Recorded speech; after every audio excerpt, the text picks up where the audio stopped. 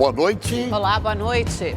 Presidente Bolsonaro se reúne com governadores da região amazônica para discutir o combate às queimadas.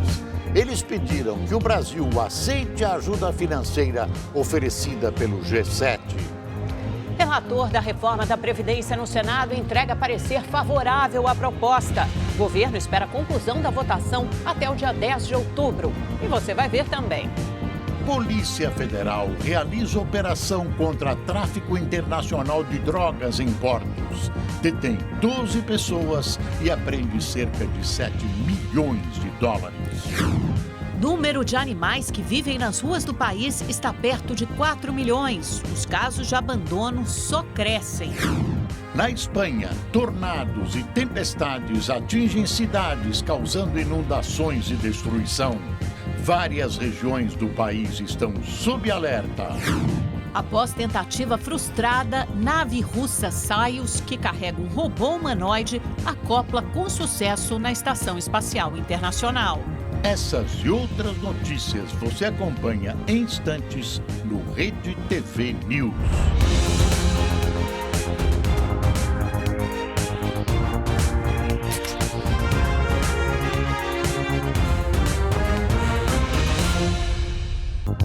A confirmação de casos de sarampo em Minas Gerais tem provocado uma corrida da população aos postos de saúde. A única forma de prevenção é a vacina, mas as autoridades estimam que cerca de 9 milhões de pessoas no estado não estão protegidas com as doses necessárias.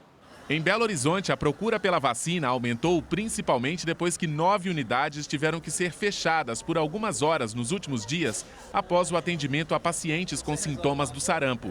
Segundo a Secretaria da Saúde da capital mineira, desde o começo do ano foram notificados cerca de 70 casos na cidade.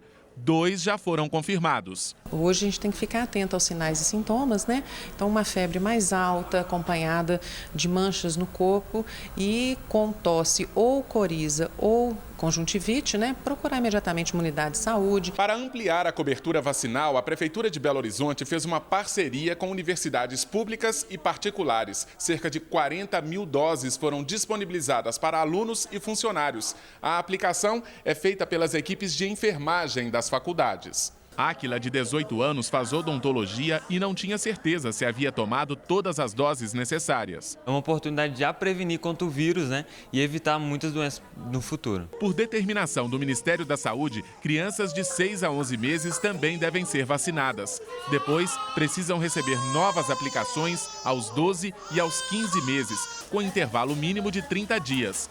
Quem tem até 29 anos deve receber 2 doses e para os maiores de 29 é necessária apenas uma. É muito bom a gente já saber, dentro da faculdade mesmo, já ter essa oportunidade para se manter imune. Além de Belo Horizonte, 77 municípios de Minas Gerais notificaram mais de 200 casos de sarampo neste ano.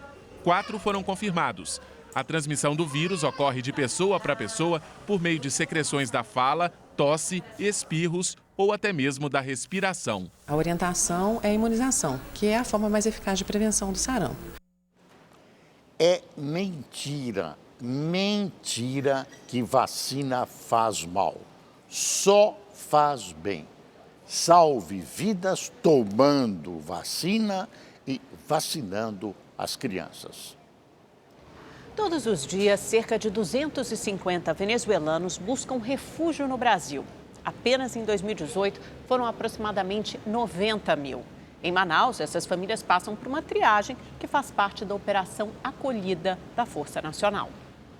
Esta venezuelana chegou há um mês em Manaus. Ela já tem toda a documentação e agora vai se cadastrar no Bolsa Família. Graças a ela, consegui essa ajuda. Ela foi cadastrada na Operação Acolhida. O trabalho é feito por secretarias do Estado e município. Os agentes públicos abordam famílias venezuelanas, migrantes ou refugiados com a intenção de identificar as principais dificuldades dessas pessoas. É uma dinâmica constante, porque todo dia chegam pessoas na cidade, algumas já estão há algum tempo, mas desconhecem onde buscar auxílio, onde buscar acesso aos serviços, e outras recém chegaram. Essa ação ela busca orientar, mas também traçar estratégias e oportunizar o acesso aos serviços socioassistenciais. A diretora da SEMASC explica que, além de muitos não terem a documentação completa, outra grande dificuldade é com relação à falta de emprego. Estamos tentando articular também com o Cine,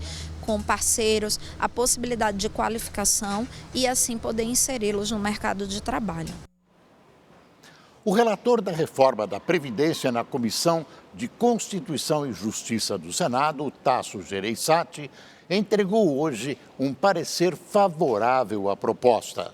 No entanto, sugestões de mudanças foram apresentadas para serem votadas num texto separado. O relatório da reforma da Previdência foi entregue ao presidente do Senado, Davi Alcolumbre, que pretende concluir a tramitação da proposta no início de outubro. Na primeira quinzena de outubro, digamos assim, mas a nossa conta é até dia 10 de outubro. Estarmos deliberando essa matéria em plenário em segundo turno. A senadora Simone Tebet, que é presidente da Comissão de Constituição e Justiça, também participou da cerimônia. Ela fez um acordo com os líderes para que o relatório seja lido na comissão amanhã e votado na semana que vem. Não atrapalha o calendário, eu não vejo por que, mesmo aqueles que são contra a reforma, criarem obstrução em relação à leitura amanhã, porque muitos senadores já marcaram viagem quinta-noite, sexta de manhã, então não vejo dificuldade em relação a isso. Como a aprovação de mudanças no texto poderia fazer com que a proposta tivesse que ser votada novamente pela Câmara, o relator, senador Tasso Gereissati, evitou alterações. Ele propõe a retirada de alguns trechos e as mudanças mais profundas foram sugeridas num anexo, que deve ser destacado da proposta e tramitará paralelamente, como um outro projeto. O relator retirou as mudanças na aposentadoria especial de profissionais expostos a agentes químicos e físicos nocivos, como trabalhadores da mineração. Também foi retirada a inclusão na Constituição da regra para pagamento do benefício de prestação continuada, que é destinado para deficientes e idosos que tenham renda abaixo de 1/4 do salário mínimo. A mudança faria com que pessoas carentes, que têm renda acima do determinado, não pudessem recorrer à justiça para ter direito ao benefício. O governo esperava economizar 23 bilhões de reais com o fim desses processos. As exclusões feitas pelo relator reduziram em 30 bilhões e meio de reais a economia prevista com a reforma da Previdência em 10 anos. O texto já tinha saído desidratado da Câmara, economizando 930 bilhões. Para evitar mais desfalques, o relator colocou na proposta paralela sugestões que poderiam render 470 bilhões, o que devolveria a economia prevista ao patamar de 1 trilhão e 200 bilhões de reais, que era o desejado inicialmente pelo governo. Para arrecadar mais, o relator sugeriu o fim da isenção da contribuição previdenciária para entidades filantrópicas e sobre exportações rurais. A cobrança seria aplicada gradativamente ao longo de 5 anos e as medidas gerariam uma economia de 60 bilhões de reais cada, ou seja, mais 120 bilhões de reais poderiam entrar no caixa do governo. Nós estamos fazendo isso porque nós não achamos justo nem correto que, por exemplo, uma instituição filantrópica que não é imposto, eu repito e vou repetir novamente, não é imposto, é somente a contribuição previdenciária patronal. Ricas, riquíssimas, que cobram alto dos seus usuários, não contribuam do lado patronal para a Previdência Social, ficando isso ao encargo do subsídio dado pelo trabalhador até o do salário mínimo. Na proposta paralela, ele também prevê a possibilidade de estados e municípios aderirem à reforma da Previdência por meio de um projeto de lei aprovado pela Assembleia Legislativa ou pela Câmara Municipal no prazo de 180 dias depois da entrada em vigor da reforma. Se a aprovação for feita pelos estados, todos os municípios passariam a aderir às novas regras automaticamente. O novo texto ainda prevê a garantia de que a pensão por morte não pode ser menor que um salário mínimo e que o tempo de contribuição do homem será de 15 anos em todos os casos e não só na fase de transição, como está previsto no projeto hoje. Falta a retirada da idade mínima de 20 para 15 anos para todos. Essa é uma reivindicação da maior parte dos trabalhadores, e nós temos mais de 50% da população urbana que não consegue se aposentar, mesmo tendo que contribuir por 15 anos. Para uma reforma da Previdência eficiente, justa e correta, é preciso livrar-se da pequena política e incluir estados e municípios. Não é um problema de opinião, é uma questão de necessidade. O dólar voltou a subir hoje com as incertezas no cenário doméstico e também a ameaça de desaceleração da economia global. A moeda americana avançou 0,5%, vendida a R$ 4,15. O Banco Central, inclusive, teve que fazer um leilão extra de oferta da moeda. O índice Bovespa, depois de 3 dias de queda, o principal índice da Bolsa Brasileira, fechou em leve alta de 0,88% aos 97.276 pontos. Começou hoje em São Paulo um dos maiores eventos da América Latina no setor de varejo e consumo. A grande novidade da feira são os produtos e serviços com menos gente e mais tecnologia. A gente está trazendo a solução das lojas autônomas, lojas que não têm atendentes nem caixas, elas funcionam só com aplicativo. De todas as novidades da feira, a que chama mais atenção são as chamadas ferramentas de segurança para consumidores em compra. Isso levando em conta que o Brasil é o segundo país do mundo em fraudes digitais. Daniela testou uma compra com reconhecimento facial. Ela fica na frente da câmera da loja para identificar o rosto cadastrado e, após a aprovação, recebe o produto e está liberada. O que você achou dessa solução? Rápida, prática, muito legal. A feira recebe visitantes de todo o país e de outros continentes. O prefeito Bruno Covas e o governador João Dória participaram da abertura. Por aqui devem passar 14 mil visitantes. Este empresário, dono de uma grande rede de lojas de departamentos, trouxe 250 funcionários para o evento. Nós trouxemos nosso pessoal de TI, de tecnologia de informação. Nós acreditamos que a inovação é a única forma de você manter-se vivo. Então, se você não participar de feira, se você não viajar, se você não for buscar o que tem de mais moderno, você morre. De acordo com o prefeito de São Paulo, mais da metade do que é arrecadado em imposto sobre serviços no país sai do estado de São Paulo. Na capital paulista, o setor de serviços gera mais de 700 mil empregos diretos, 2 milhões em todo o estado e mais 3 milhões de empregos indiretos. Fazer varejo de qualidade, mesmo com uma economia estagnada, é prova de competência do setor privado. Ousadia, criatividade e modernidade. É exatamente isso que essa feira expõe e apresenta de maneira muito eficiente. Nós estamos encurtando a distância entre o que de mais moderno existe no mundo e no Brasil e todos os operadores desses setores.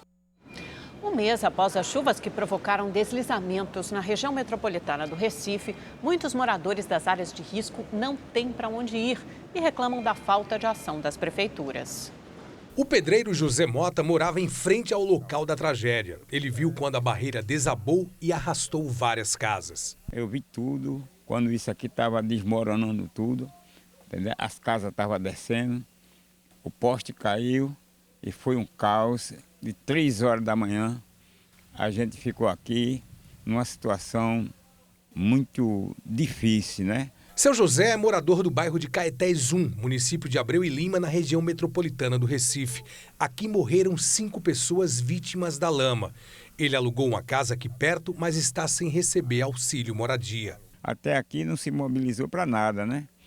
Fez o que a prefeitura aqui falou, que eu alugasse uma casa de R$150 para eles ficarem pagando. Mas aonde é que tem uma casa de R$150 para a pessoa hoje ficar pagando? Em canto nenhum, né? Um mês se passou e até agora não fizeram absolutamente nada. O temporal que provocou deslizamentos, quedas de árvores e 12 mortes na região metropolitana do Recife ainda deixa cicatrizes. Desde a enxurrada, objetos como essa cadeira e outras coisas mais ao fundo e até este carro aqui, ó, ainda continuam misturadas ao barro. Quem pôde, deixou o local. Mas as famílias que não têm condições de ir para o local mais seguro ainda convivem com medo. Em nota, a Prefeitura de Abreu e Lima disse que a área atingida é de Vossoroca, um fenômeno geológico que causa grandes buracos e que o muro de arrimo que existia no local servia como muralha de proteção. Disse também que os serviços de limpeza serão retomados após a melhoria do tempo. Um vazamento na bacia de Campos despejou 6.600 litros de óleo no mar. A Petrobras informou que trincas surgiram em uma plataforma da companhia localizada na região. Segundo a petroleira, o navio plataforma FPSO, Cidade Rio de Janeiro, está fora de operação desde o ano passado. Trincas na embarcação de propriedade da japonesa Modec e a serviço da Petrobras foram apontadas como causa do vazamento ocorrido na segunda-feira. 107 funcionários foram retirados do local. A Petrobras informou que após um sobrevoo no mar da Bacia de Campos, região do norte fluminense, foi estimado um vazamento de 6.600 litros de óleo no mar. 7 embarcações que atuam no local já recolheram 1.200 litros de óleo residual. A companhia acrescentou que o navio continua em posicionamento estável, a 130 quilômetros da costa e em condições seguras, sob monitoramento permanente. E na Grande Recife, em Pernambuco, um vazamento de óleo foi registrado na refinaria Abreu e Lima, no complexo de Suape. O vazamento de óleo começou na tarde de ontem e atingiu uma área de mangue na área externa à refinaria Abreu e Lima. Os danos ainda estão sendo avaliados. De acordo com o complexo de Suape, o óleo não é inflamável e o ponto de vazamento já foi contido. Segundo a Agência Estadual do Meio Ambiente de Pernambuco, o volume vazado chega a 3 metros cúbicos de óleo e 2 de água. A refinaria instalou 7 barreiras de contenção no local e caminhões fazem a sucção do material flutuante. É interessante saber como aparecem esses defeitos em obras que custaram os olhos da cara para a população brasileira. São problemas que não podem ficar sem resposta e muito menos sem indenização. O presidente Jair Bolsonaro se reuniu com os governadores dos estados que formam a chamada Amazônia Legal para discutir ações do combate às queimadas. Antes do encontro, Bolsonaro estabeleceu regras para aceitar a ajuda financeira do G7, grupo que reúne as maiores economias do mundo. O dia de trabalho nem tinha começado oficialmente quando o presidente Jair Bolsonaro impôs as condições para que o Brasil aceite 20 milhões de dólares do G7. Os recursos seriam destinados para combater as queimadas na floresta amazônica. Ontem chegou a circular a informação que o dinheiro seria rejeitado pelo governo brasileiro, mas hoje Bolsonaro disse que tudo depende de um pedido de desculpas do presidente francês Emmanuel Macron. Primeiramente, o senhor Macron deve retirar os insultos que ele fez da minha pessoa. Primeiro me chamou de mentiroso. E depois, as informações que eu tive, de que a nossa soberania está em aberta na Amazônia. Então você realmente, para conversar ou aceitar qualquer coisa da França, que seja das melhores intenções possíveis, ele vai ter que retirar essas palavras, né? E daí a gente pode conversar. Questionado se também não teria ofendido a primeira-dama francesa ao comentar uma publicação nas redes sociais em que Brigitte Macron era comparada a Michele Bolsonaro, o presidente se irritou. Se é para continuar a pergunta desse padrão, vai acabar a entrevista. Vai acabar a entrevista. O senhor fez um comentário na foto? Tá. Fez um comentário para o cara não... O meu comentário que eu falo é para não insistir nesse tipo de postagem. Tá, centenas... Tchau, você. O senhor pretende pedir desculpas a ela? O senhor pretende falar com a primeira-dama francesa? Apesar do discurso, Jair Bolsonaro sofre pressão dos governadores dos 9 estados que compõem a chamada Amazônia Legal. Eles participaram de uma reunião aqui no Palácio do Planalto com ministros e integrantes das Forças Armadas. Foi feita uma apresentação das ações e medidas adotadas pela União até agora. Para os governadores, não se pode abrir mão dos recursos estrangeiros, como os que fazem parte do Fundo da Amazônia. Devido a desentendimentos em relação à política ambiental brasileira, a Alemanha e a Noruega suspenderam recentemente os repasses de recursos. Nós não podemos abrir mão de recursos. Nós esperamos que haja um entendimento entre o governo federal, um bom termo, juntamente com o Fundo Amazônia, Noruega e Alemanha, Se isso não acontecer, nós estamos discutindo estratégias de como é que podemos caminhar nesse sentido, inclusive conversando com outros países que também têm interesse em preservar os nossos recursos ambientais. Nós enfatizamos muito fortemente a necessidade da cooperação internacional com defesa da soberania nacional, claro, porém, achamos que não é o momento de rasgar dinheiro. Sobre o desentendimento entre Jair Bolsonaro e o presidente francês, os governadores preferiram adotar um tom moderado. O que acho que deve ser feito, no meu entendimento, é de maneira muito clara. Nós devemos buscar parceiros, compatibilizar a atividade e o ativo florestal, somando-se às outras vocações, a vocação do agronegócio, a vocação da pecuária, do cultivo de grãos. O seu Macron, que é um concorrente dos nossos produtos no agro, ele está surfando nas cinzas da Amazônia quando queima, mas, na verdade, ele não está preocupado com o nosso meio ambiente, ele está preocupado em criar mecanismos, ele veio com essa conversa na mídia internacional, ele e outros países, para criar barreiras, possíveis barreiras verdes, ligado a essa questão, de um possível comportamento não adequado aqui no nosso país. No fim da noite de ontem, o Ministério das Relações Exteriores divulgou uma nota em que cobra as grandes economias mundiais. Segundo o texto, quando o Acordo de Paris foi aprovado em 2015, os países desenvolvidos se comprometeram a mobilizar 100 bilhões de dólares por ano em financiamento climático para as nações em desenvolvimento. Isso não estaria sendo cumprido.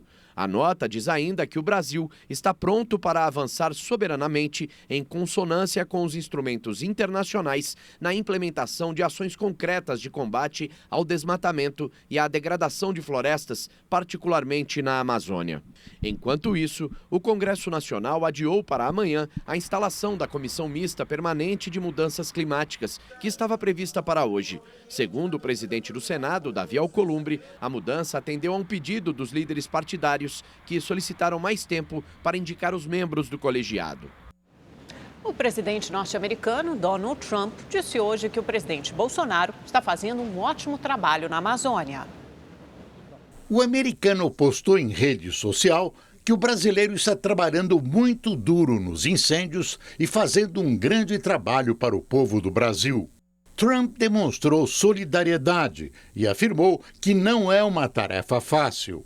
E reforçou o suporte que tem dado ao dizer que o presidente Bolsonaro tem o completo apoio dele e dos Estados Unidos. O brasileiro também, por rede social, agradeceu e disse que o Brasil é e seguirá sendo exemplo para o mundo em desenvolvimento sustentável. Bolsonaro aproveitou para criticar o que chamou de campanha de fake news fabricada contra a soberania do país, que disse não prosperará. O presidente devolveu a gentileza ao lembrar que os Estados Unidos podem contar sempre com o Brasil. Por outro lado, mas num tom um pouco mais ameno, o presidente francês Emmanuel Macron voltou a afinetar o líder brasileiro. Ele comentou que alguns dirigentes confundem soberania com agressividade. E falou que existem outros países para ajudar na região amazônica, formada por 9 nações. Já a Noruega, que era a maior doadora do Fundo Amazônia para combate à devastação na região, convocou algumas de suas empresas com atividades no Brasil para garantir que elas não contribuam com a destruição do bioma. Pelo jeito, pelo menos neste momento, a poeira baixou. Macron, que de bobo não tem nada, propôs doar diretamente, conversar diretamente com os governadores dos estados brasileiros para oferecer o dinheiro do G7. E os governadores amazônicos aceitam de bom grado, apesar de que, com a divisão dos 20 milhões de dólares entre os interessados, 9 países, vai sobrar muito pouco para cada um. Mas Macron conseguiu, nesse caso, dividir governadores e Bolsonaro. E durante a reunião com governadores, o general Heleno classificou a atitude de Macron de molecagem e afirmou que a França não pode dar lições porque suas ex-colônias vivem em uma situação de miséria. A Polícia Federal iniciou hoje uma operação para apurar as queimadas na Amazônia. Os agentes vão investigar a suspeita de uma ação coordenada de incêndios que ficou conhecida como Dia do Fogo. Na manhã de hoje, um avião da Força Aérea Brasileira decolou da Base Aérea de Brasília, levando uma equipe de policiais federais composta por delegados, escrivães, agentes e peritos criminais para a região. A Polícia Federal agora se junta às Forças Armadas, ao Instituto Brasileiro do Meio Ambiente e à Força Nacional para atuação conjunta nas áreas de fronteira, nas terras indígenas e nas unidades federais de conservação ambiental, dando cumprimento ao Decreto 9.985 de 2019, que visa estabelecer ações para a garantia da lei e da ordem. Além desse efetivo especialmente deslocado para a operação, todas as superintendências e delegacias localizadas na Amazônia Legal estão mobilizadas em tempo integral para identificar, reprimir qualquer ação criminosa na esfera ambiental. A Polícia Federal esclarece ainda que, em cumprimento ao despacho do senhor presidente da República, Jair Bolsonaro, instaurou um inquérito policial para investigar a possível existência do Dia do Fogo. Ações premeditadas que teriam ocasionado queimadas e focos de incêndios criminosos na área da Floresta Nacional de Altamira, no Pará. De Porto Velho, Rondônia, João Ricardo para o Rede TV News. Hora de saber qual a previsão do tempo para a região amazônica e também para o resto do país amanhã, com a Gabriela de França. Olá, boa noite para todo mundo. As queimadas têm se espalhado pelo norte do Brasil e com clima quente e seco fica mais difícil ainda conter e controlar as chamas. A gente vê imagens aí de um incêndio que atinge a Serra do Lajeado, no Tocantins, é uma área turística. Esse incêndio começou no final de semana. Brigadistas, bombeiros trabalham o tempo todo aí para conter as chamas. Amanhã até tem previsão de chuva em boa parte do norte do Brasil, mas vai ser uma chuva leve, fraca, em pontos isolados. Só aqui entre Roraima, oeste do Amazonas e o Acre é que essa chuva pode ser um pouco mais intensa. Em Rio Branco, na capital do Acre, o tempo fica fechado, nublado, muitas nuvens, tem previsão de chuva. Essa chuva deve ser uma aliada no combate às chamas e a máxima de 31 graus. Agora em Belém, o sol aparece na maior parte do dia e as pancadas de chuva ocorrem a partir da tarde, calor de 34 graus. Agora a gente vai para Rondônia, Porto Velho, onde o sol predomina o dia todo, tempo seco e máxima de 35 graus. E vai ser assim em grande parte do Brasil. O ar seco predomina, mantém um tempo firme, aberto, ensolarado em toda essa área aqui mais clara. Tem alerta para baixa umidade do ar entre o Nordeste, passando pelo Centro-Oeste até o interior de São Paulo. Pode ter uma chuvinha fraca, leve aqui em algumas áreas de Minas, do Espírito Santo e até no Norte Paulista. Quarta-feira vai ser, portanto, de muito sol e calor. Esquenta mais do que hoje na capital paulista. Máxima de 25 graus. Pela manhã ainda faz friozinho, viu? Mínima de 12. Mesma coisa em Porto Alegre, começa com friozinho de 13 graus, à tarde esquenta bem, chega aos 28 graus, mais um dia bastante quente para os gaúchos. Em Campo Grande, muito sol e calorão de 32 graus. Agora, no Nordeste do Brasil, a gente vai ter um aumento de instabilidades, muitas nuvens e chuva na costa leste da região, em toda essa área mais escura aqui do Rio Grande do Norte até o litoral da Bahia. Por isso, em Salvador, o tempo fica carregado, chuvoso, pelo menos até sexta-feira, temperaturas na casa dos 26, 27 graus. Já em Cuiabá, nem sinal de chuva, viu? Tempo firme, seco e quente, 34 graus. Mesma coisa em Palmas, com 36. No Rio de Janeiro, faz sol o dia todo e a máxima é de 24 graus. Eu fico por aqui, amanhã estou de volta e eu espero você. Até lá. Tchau, tchau. O Brasil é o segundo maior mercado pet do mundo, mas a quantidade de animais abandonados também é grande. São quase 4 milhões que vivem nas ruas.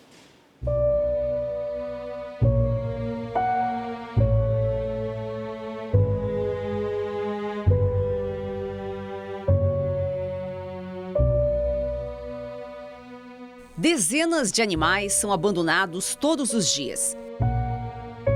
Esse flagrante mostra a reação do cão. Ao ser deixado pelo dono, o cachorro corre atrás do carro, em vão. Neste outro vídeo, situação semelhante. O cachorro corre desesperado pela estrada na tentativa de alcançar quem o abandonou. O país tem quase 4 milhões de animais que vivem nas ruas, de acordo com o Instituto Pet Brasil. e pouco mais de 170 mil estão sob os cuidados de ONGs. Nessa instituição, eles fazem de tudo para chamar a atenção. Esse escala a cerca. Os dois na prateleira parecem dizer: olha como somos comportados. O curioso aí tratou logo de ficar pertinho da câmera. Todos foram recolhidos da rua. Eles passam nessa área, que é uma área de quarentena. Eles são avaliados, são tratados, aqueles que não estão em boas condições, que estão doentes. Depois disso, eles são vermifugados, vacinados, castrados e assim eles são encaminhados para as feirinhas de doações. A Associação Protetora de Animais São Francisco de Assis doa uma média de 30 animais por semana. Mas o abandono sempre supera esse número. 50 novos inquilinos chegam no abrigo semanalmente. A pessoa que quer adotar esse animalzinho, qualquer um, tem que ter ciência que não é um objeto. Tem que levar como se fosse um membro da sua família. Ele vai viver com você em torno de uns 15 anos. Ele vai roer o teu controle remoto, o teu chinelo. É eterna criancinha, né? Os filhotes sempre são os preferidos. Já os idosos e os pretinhos estão na ONG há 4 anos e talvez nunca sejam adotados. Abandonar animais é crime. A pena pode ser de até 1 ano de prisão, além de ser um ato cruel e desumano. Todo bichinho gosta de atenção e carinho. Quem adota valoriza a vida. E dar um lar feliz a quem já sofreu tanto é um gesto de amor, responsabilidade e, principalmente, de humanidade. Aqui foi Neguinha que adotou Davi. Sempre que ia pra rua, a cachorrinha corria para ele. Chorou, ficou doente e conseguiu convencer a mãe a aceitar o novo membro da família. Uma parte da minha vida bem grandona, meu coração. E não é que a mãe até se emociona ao falar de Neguinha? Eu peguei ela, coloquei dentro de casa, tô com ela até hoje. Eu tenho um carinho tão grande por ela, tô até querendo chorar aqui porque ela vai entrar na... Ela, como tantos outros aqui, está esperando na fila de castração. Em um programa da Prefeitura de São Paulo, um ônibus com a sala cirúrgica estaciona na região e realiza o serviço. A castração, inclusive, é fundamental para controlar a população animal, reduzir o abandono e para a saúde do pet. A gente consegue evitar algumas doenças quando a gente castra o animal cedo, a gente consegue fazer o controle reprodutivo e não só disso, mas de todas as doenças que podem envolver. Por exemplo, o câncer de mama numa cadela, a gente consegue evitar com uma castração precoce. Gabriel também adotou Nina e já está na fila para castrar a cachorrinha. O moço, ele disse que deixaram na porta dele. Aí ele disse que, como ele já tinha 3 cachorros, ele não podia pegar mais 3, então ele estava doando. Quando eu peguei ela no colo, eu já senti uma ligação. Ligação sentimental que milhares de animaizinhos aguardam em abrigos pelo país.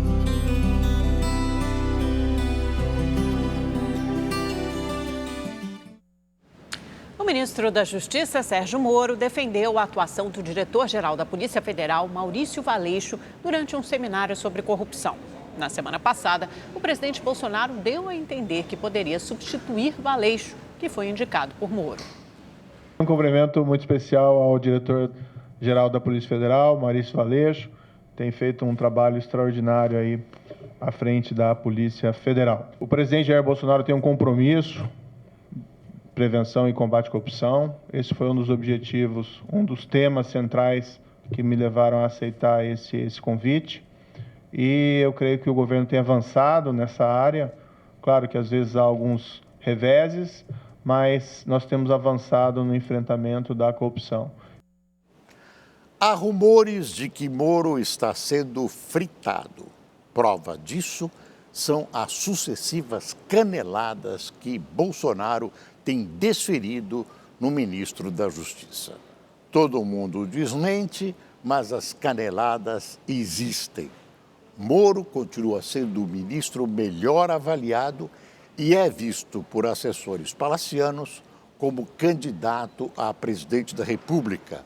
Portanto, seria um futuro adversário de Bolsonaro numa tentativa de reeleição. A segunda turma do Supremo Tribunal Federal anulou uma sentença do ex-juiz federal Sérgio Moro, atual ministro da Justiça. O caso se refere ao ex-presidente da Petrobras, Aldemir Bendini, que havia sido condenado por Moro a 11 anos de prisão por corrupção e lavagem de dinheiro.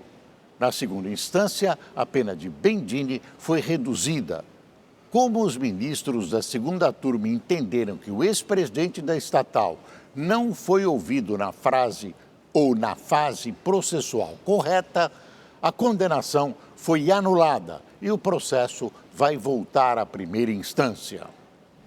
O governador do Rio, Wilson Witzel, disse hoje que pretende fechar quase todas as delegacias do estado e unificá-las aos batalhões da Polícia Militar. O objetivo da medida é reduzir custos.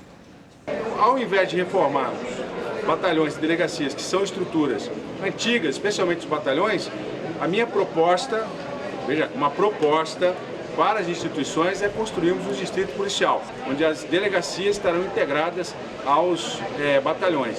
E mudar o conceito de área de circunscrição de delegacia. A área de atuação do batalhão é a mesma área das delegacias e os inquéritos são distribuídos não mais pela região, mas sim por sorteio aos delegados. A Polícia Federal prendeu hoje 12 pessoas ligadas ao tráfico internacional de drogas em 4 estados. Na operação, mais de 7 milhões de dólares foram apreendidos com a quadrilha. A organização criminosa utilizava portos brasileiros para transportar entorpecentes para a Europa.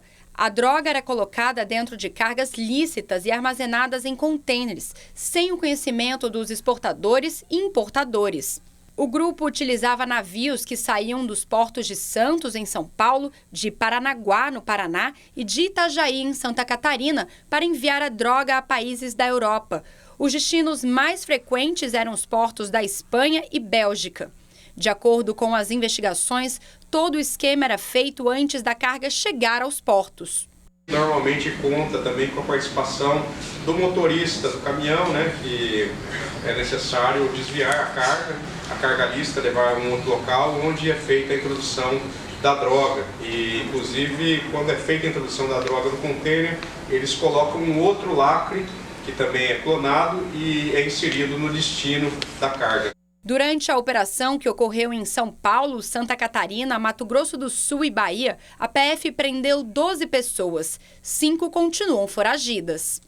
Aqui na capital paulista, 2 pessoas foram detidas. Segundo a polícia, um dos endereços funcionava como uma espécie de bunker, onde os criminosos guardavam dinheiro arrecadado com o tráfico internacional de drogas. Este vídeo divulgado pela polícia mostra o momento da prisão e da apreensão do dinheiro. Na mala. 2 milhões. 2 milhões de quê? De dólares. Ao todo, a polícia encontrou mais de 7 milhões de dólares e R$ 1.600.000 em espécie. Os presos foram identificados por vídeos encontrados em celulares apreendidos em fevereiro. Nas imagens, eles aparecem ocultando a cocaína. É 9 ou 10 em cima?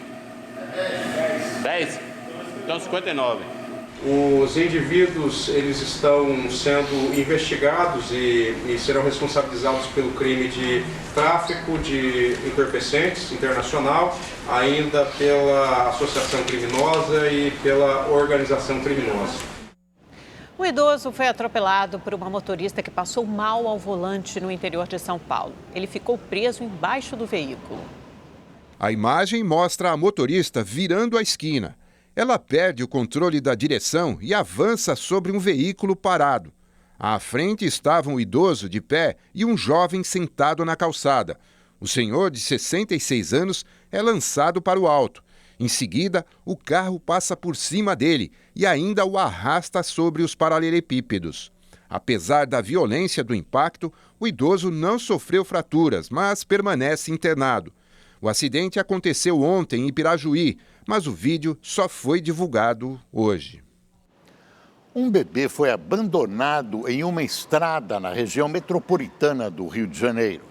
O recém-nascido foi encontrado por um rapaz que estava a caminho da faculdade. O barulho vindo de baixo desse carro chamou a atenção de um estudante na manhã de hoje. Meu Deus.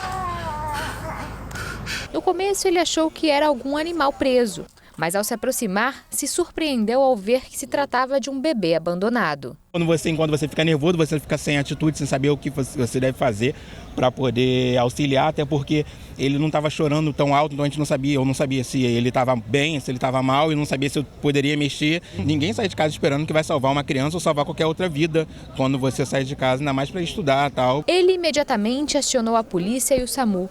Giovana foi a médica que fez o primeiro atendimento do recém-nascido. Chegamos no local, ele estava ainda ligado ao cordão umbilical, estava a placenta, fizemos o clampeamento do cordão, aí a gente prestou os primeiros socorros de limpeza, tudo que o bebê precisa. Segundo nos informaram, ele passou a noite na rua, provavelmente. Então, realmente foi um milagre, ele está vivo. O recém-nascido é um menino de 48 centímetros e pesa quase 3 quilos. O bebê passou por exames aqui no hospital e o quadro de saúde dele é estável. O Conselho Tutelar já foi acionado e a criança será acolhida em um programa social até ser adotada. Mas, pelo visto, o que não faltam são pessoas interessadas na adoção. No batalhão, quando chegou a informação, eu vi aí uns 4 policiais se voluntariando à adoção da criança. Isso é muito importante, você vê o carinho que o policial, que o ser humano, tem com um recém-nascido, porque não é uma cena que a gente encontra todo dia. A história de Pedro, como foi chamado o menino, emocionou a todos na região. Sensibilizados, moradores e comerciantes resolveram fazer doações como roupas, fraldas e alimentação.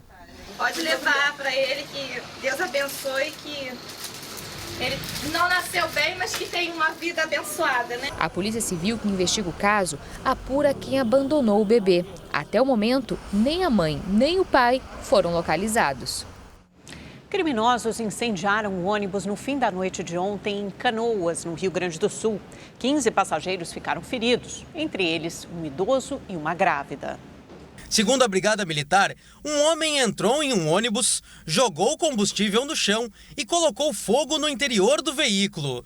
Lá dentro, o motorista, o cobrador, um fiscal e outros 15 passageiros viveram momentos de pânico para tentar escapar das chamas. Como a porta de trás do ônibus estava fechada, não deu tempo do motorista, que se assustou com aquele evento, não conseguiu abrir a porta de trás, as pessoas tiveram que quebrar vidro, sair pela janela e pela porta, que tiveram que forçar. Então, algumas pessoas se lesionaram ao sair do ônibus.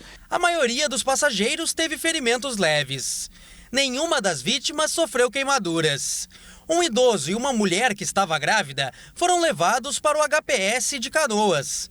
Eles ainda estão internados em estado crítico. Os responsáveis por esse crime ainda não foram presos, mas câmeras de segurança aqui da região podem ajudar na identificação dos suspeitos. Mostra uma aproximação de 3 indivíduos, um deles carregando uma bombona, provavelmente combustível. Ele se aproxima do ônibus, ateia fogo, os outros 2 indivíduos não conseguem nem se aproximar tanto do ônibus e já empreendem fuga. Durante a manhã, uma perícia foi realizada no local do crime. Nesta terça-feira, os ônibus circularam normalmente na cidade de Canoas. Em mais um depoimento à Justiça Federal, o ex-governador do Rio, Sérgio Cabral, disse hoje que cobrava 1% de propina sobre o valor das obras emergenciais do Estado. A quantia paga era chamada de taxa de oxigênio. Sérgio Cabral foi interrogado hoje pelo juiz Marcelo Bretas sobre a Operação Calicut, que o levou à prisão em novembro de 2016. Hoje, Cabral admitiu pela primeira vez a existência da taxa de oxigênio, um valor de 1% de propina cobrado sobre intervenções urbanas na Secretaria de Obras. Sérgio Cabral disse que nem sempre a porcentagem era essa e que o ex-governador Luiz Fernando Pezão, que na época era secretário de Obras, também recebeu a propina. Era beneficiado e, junto comigo, me dava ciência de situações de benefício de terceiros. Prestava contas? Prestava contas. Se beneficiava pessoalmente. Além de Pezão, Cabral disse ainda que outro ex-secretário da pasta, Hudson Braga, recebia propina de uma construtora para beneficiá-la em obras emergenciais. Hudson também prestou depoimento hoje e negou que tenha sido beneficiado com a propina. O ex-governador contou também que soube por Fernando Cavendice, ex-dono da empreiteira Delta, que o esquema vinha de governos anteriores. Pelo que o Fernando Cavendice me dizia, que colaborava com recursos para a estrutura da Rosinha Garotinho, do DR, eu creio que esse esquema funcionava em governos anteriores ao meu e que eles participaram, né?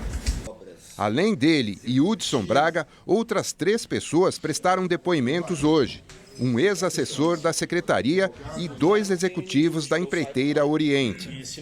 Com uma pena de 215 anos e 11 meses de prisão, o ex-governador já foi condenado 10 vezes pela Justiça do Rio. Atualmente, ele está preso em Bangu 8. Entramos em contato com a defesa dos citados no depoimento do ex-governador Sérgio Cabral, mas ninguém respondeu até o momento. A Indonésia vai construir uma nova capital. A questão é que a atual, Jakarta, corre o risco de afundar. Outras cidades pelo mundo também sofrem o mesmo problema. O título de capital da Indonésia está com os dias contados para Jakarta. Um projeto bilionário vai promover a mudança e a nova capital vai ser uma área no leste da ilha de Bornéu.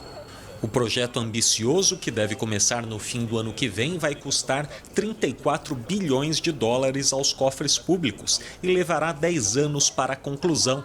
O rápido afundamento da cidade é uma das principais razões para a transferência. Segundo o Fórum Econômico Mundial, Jakarta é um dos municípios que mais afundam no mundo. Além do terreno pantanoso, a cidade sofre com a extração excessiva da água subterrânea. O presidente do arquipélago também considerou o aumento da população, o severo congestionamento e a poluição do ar como fatores para iniciar uma nova capital.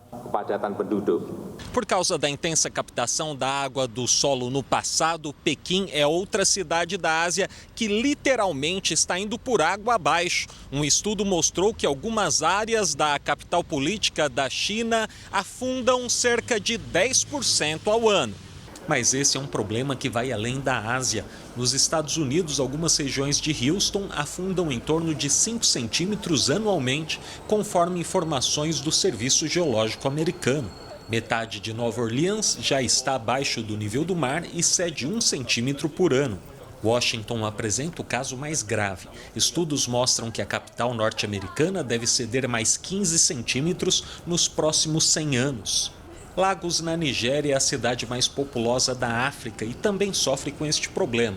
O município fica mais baixo ao passo que aumenta o nível do mar por causa do aquecimento global. Marcelo Espíndola, de Macau, para o Rede TV News. Aqui no Brasil, no Planalto Central, tem uma cidade afundando há muito tempo. Na Espanha, cidades foram atingidas por tempestades, inundações e até mesmo por tornados. O governo decretou alerta em várias regiões do país. As ruas da capital, Madrid, se transformaram em verdadeiros rios ontem. Tempestades com chuvas fortes avançaram sobre o município, inundando vários bairros. Em alguns lugares, carros foram levados pela correnteza e enormes pilhas de granizo se acumularam ao longo das vias. O governo fechou estações do metrô e diversas rodovias. Em Campillos, na província de Málaga, a cerca de 500 quilômetros ao sul da capital espanhola, 2 tornados ameaçadores assustaram os moradores também na segunda-feira. Os meteorologistas afirmam que a queda repentina da temperatura ajudou a causar o fenômeno. De acordo com as autoridades, apesar dos prejuízos materiais, não houve feridos graves. Foram presos hoje os 2 suspeitos de assaltarem e balearem um idoso e a sobrinha dele no interior de Portugal. Um dos criminosos é brasileiro. A notícia foi confirmada pela Polícia Judiciária de Portugal. Os 2 homens foram presos já em território espanhol no começo da manhã desta terça-feira, numa operação conjunta entre os 2 países. Um dos detidos tem 21 anos e é português. O outro, de 40 anos, é brasileiro. Por enquanto, a identidade deles está sendo preservada pelas autoridades portuguesas, que já pediram a extradição dos assaltantes aqui para a capital Lisboa. A dupla é acusada de invadir a casa de um aposentado no último final de semana na região de Lourian e exigir da vítima todo o dinheiro que ela guardava em casa. O homem de 75 anos estava na companhia de uma sobrinha de 53.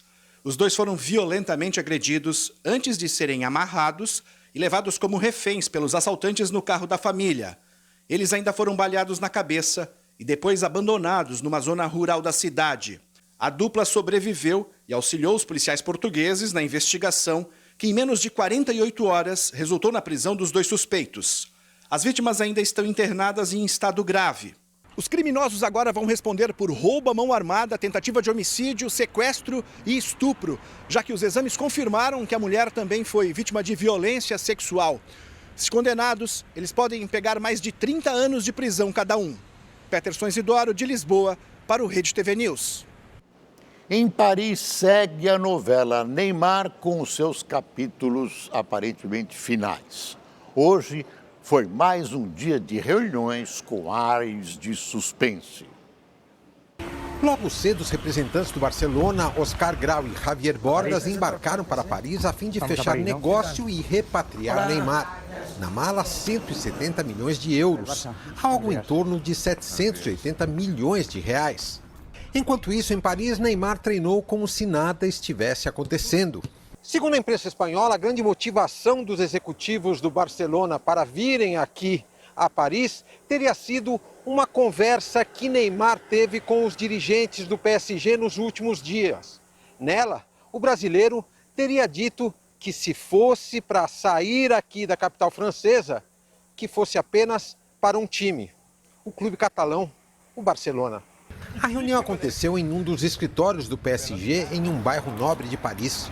O local ficou tomado por jornalistas esperando a fumaça branca. Os diretores do clube catalão foram os primeiros a sair. O único que deu as caras mesmo de leve foi Leonardo. E na tumultuada saída veio a confirmação. Nada resolvido mesmo.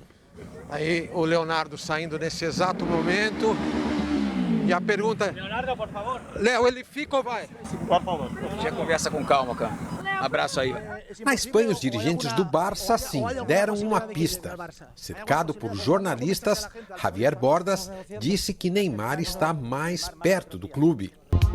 A nave Soyuz acoplou com sucesso na Estação Espacial Internacional após tentativa fracassada no fim de semana. As imagens da NASA mostram a sonda se aproximando do local de pouso. A nave Soyuz levou à Estação Espacial Internacional o robô humanoide russo Fedor, que mede 1,80 m e pesa 160 quilos.